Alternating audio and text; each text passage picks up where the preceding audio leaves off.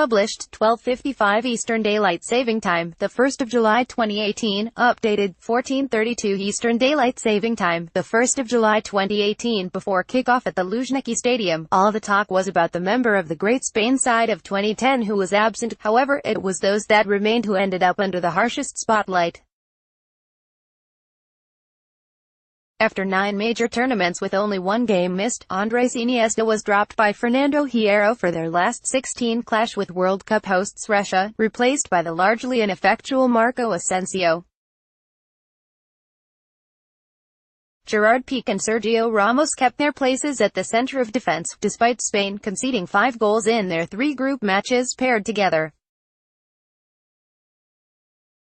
Andres Iniesta was left on the bench for only the second major tournament game in his career. However, it was a fellow member of the class of 2010, Gerard Pique, who made the killer error. Iniesta, Pique and Sergio Ramos leave this World Cup following errors and ineffectiveness. Morocco-Iran proved to be tougher than anticipated, and Portugal had the county route 7 factored, but given the pressure on goalkeeper David de Gea's place, Ramos and Pique escaped unscathed.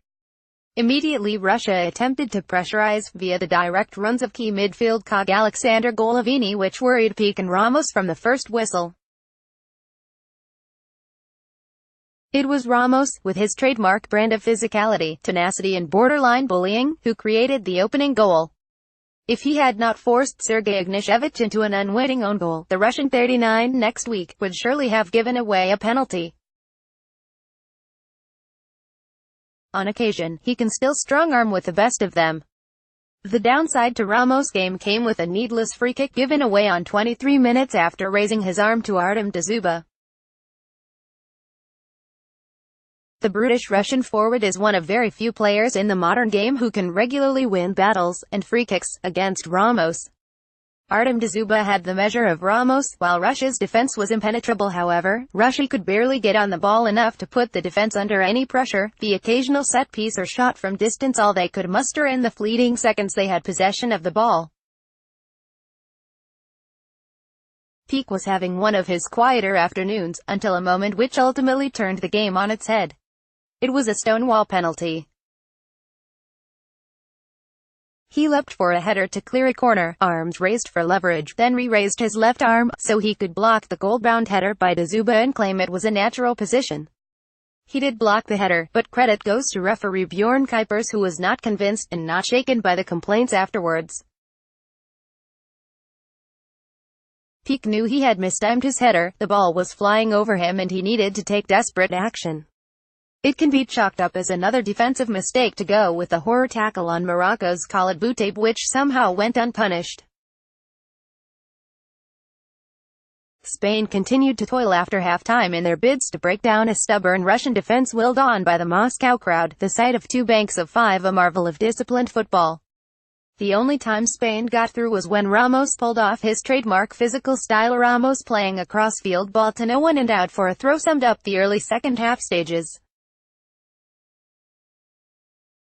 A reckless ball intercepted in the final 5 minutes of normal time to set up a Russian attack summed up Spain's day on the whole. He topped the passing charts after 75 minutes with more than 110, but the majority were short, simple, nothing probing or threatening. He was almost taken by Fedor Smolov, replacement for the surprisingly subbed Dzyuba, whose untimely slip as he pushed the ball past Ramos snuffed any danger. Pique and Ramos were as crucial parts of that wonderful Spanish team as Iniesta, but there were the clearest signs yet that the glory era is over. There are shades of Arsenal post-2004 about this current Spain team, passes without end product, rustled and rumbled by a seemingly lesser team ready to shut them down. The shadow, the ghost of a great side, Spain must now start to plan for life without the experience and nous of their once great team. Possession football lacks direction without Iniesta, brought on after 66 minutes to try and bring some impetus back to their play. The struggle to replace him has been exemplified by the willingness to use Diego Costa as a target man at times. Hierro has perhaps learned a thing or two from his year at Bolton Wanderers under Sam Allardyce. They failed to run at a slow-aged Russia defense with any pace until the 19th minute of extra time, when Rodrigo caused total panic. By then, it was too late to save Spain's reputation in this particular encounter. What all three still have is iron will, as shown by their brilliant penalties. But the efforts of Koke and Iago Aspas were poor. And so, that may be the last we see of the remainders of Spain's greatest generation.